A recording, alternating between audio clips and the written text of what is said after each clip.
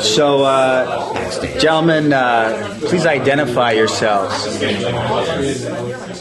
Good God, I'm Michael Riley. I'm here with my brother and friend Paul O'Sullivan, and I just witnessed Paul's show this evening.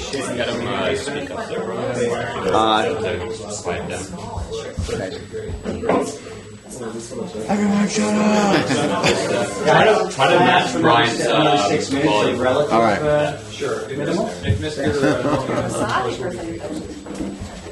So, Michael, tell us about the show tonight. What's your immediate impression? I came to the show. I'm familiar with the form, but I got to sit and watch the jazz happen tonight, and I was very excited and loved what I saw. How would you describe this brand of improv that you saw tonight? I probably don't know enough about improv to delineate brand, but like I say, jazz is a pretty good thing. Armando, that's what we will call it tonight. So we had our monologist tonight, and it was. Paul and I were speaking about it previously. It's without a net, as it were, which is always the improv way. But it was. It's just I'm always flabbergasted and amazed at being able to sit in the theater and watch something spin out without a safety net. It's always good for the soul. Paul, what is this Armando thing of which he speaks?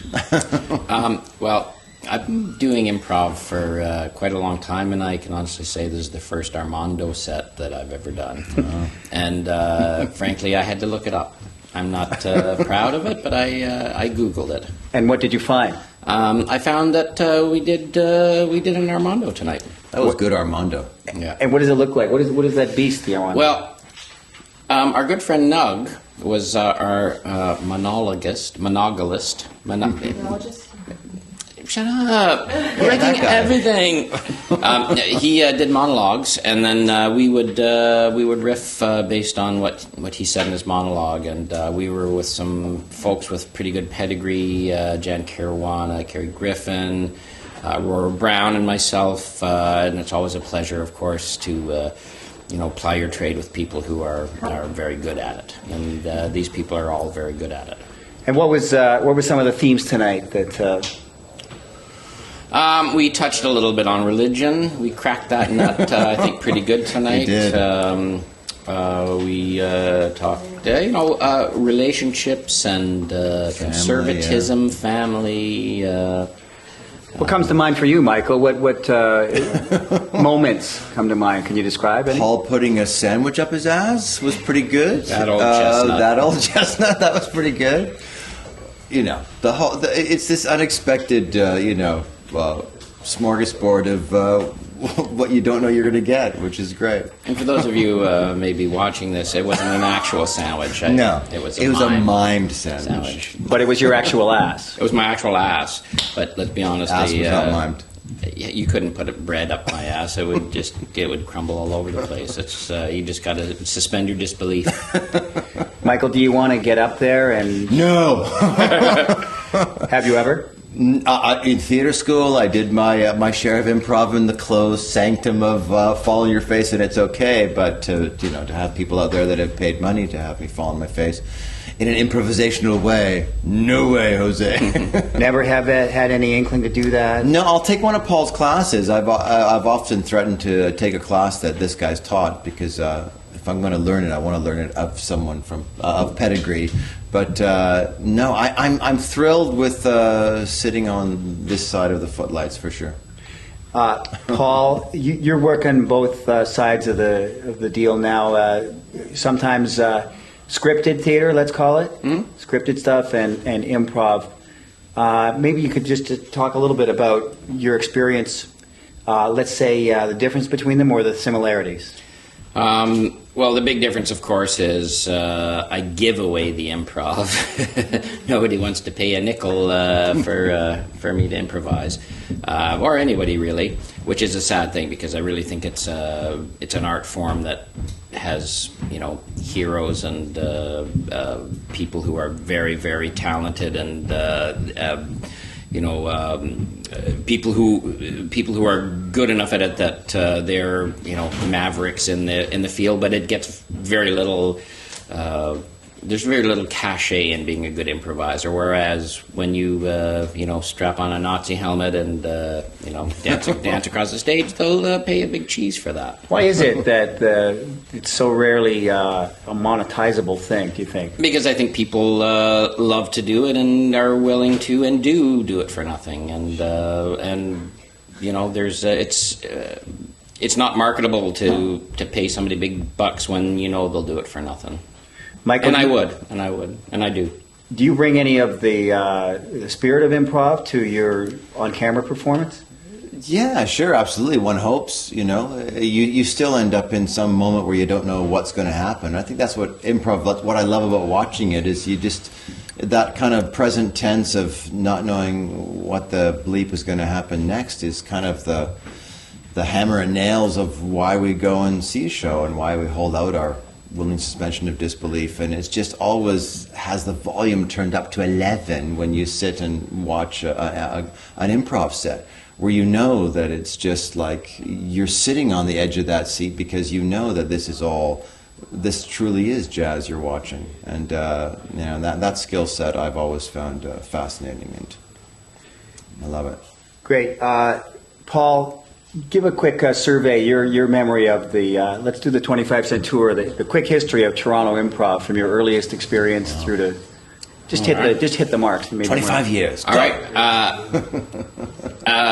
Went to theater school at George Brown College, a city college, and graduated from that with some very good performers in their own right, and very early on there are those who are drawn together by a common theme, and a few of us tried theater sports, which I know Bad Dog does weekly here. But back in those days, it was down at the Brigantine Room at Harbourfront. I played with a few of my schoolmates, and then shortly after that, they lost the taste for it, and I just wanted to do more and more of it. Tim Sims and I started to work together, which was a wonderful. He mentored me, and as anyone that knows Tim knows, he became very big in mentoring young talent, and so from there, I just kept going to theater sports. I dropped out of the acting and improv world for a number of years, and then got back into it again because of Tim Sims. And shortly after that, got hired to Second City. Did 4 or 5 shows at Second City, and here I am. Michael, have you seen some improv over the years? Name some events or troops or. I have. Well, my brother here does something called Pros versus Joes out in Peterborough, and runs a school, the Peterborough Academy of Performing Arts, and once a month has a pedigree version of improvisers come out and work. So I've seen that, and What about back in the day in Toronto? well, Second City certainly has been a mainstay of all that kind of thing. And Have you seen shows? Oh yeah, for sure. Many shows. Memories, Many shows. names? What can one do that with improv? I could probably tell you the stuff I saw on the set tonight. I would defeat the purpose, wouldn't it? Players that you remember? Brian Smith. Players that you remember? He mentioned Tim Sims.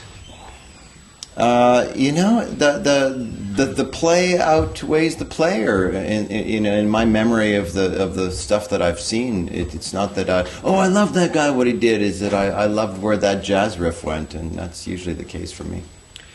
Guys, imagine a world where people make money doing this. What would that look like? What kinds of, let's imagine a practical application of this art form. See a lot of very happy rich people. Really, I think any of us, and Brian, I think you would probably agree that there's really nothing else. There's nothing else like it, and when you get the chance to, when you get the chance to play jazz and you got any kind of affinity towards it, then you're going to play it whether you get paid for it or not. But certainly getting paid for it would be awfully nice, because if I could do it 24/7, I absolutely would. Absolutely. Michael, one more thing, if you would. What? Talk about Paul's style. What is it you love about what he does generally, or even what he did tonight? That's the weird thing with improv. That this again from this side of the footlights is that it's it's styleless until it is what it is. And when it is what it is, and again I say this from a completely just audience-driven point of view. It's because it's augmenting and complementing whatever's happening there, which is this intangible something that you'll never see again if you happen to be in that audience in that moment. And so, what I appreciate about Paul is the fact that he walks the gangplank of any time that premise is up and running. Which in improv is ever. Right. Last thoughts, Paul? I find I shove things in my ass a lot. Not proud, it's just the way it is. Thanks, guys. Thanks, Brian. Thanks, Brian.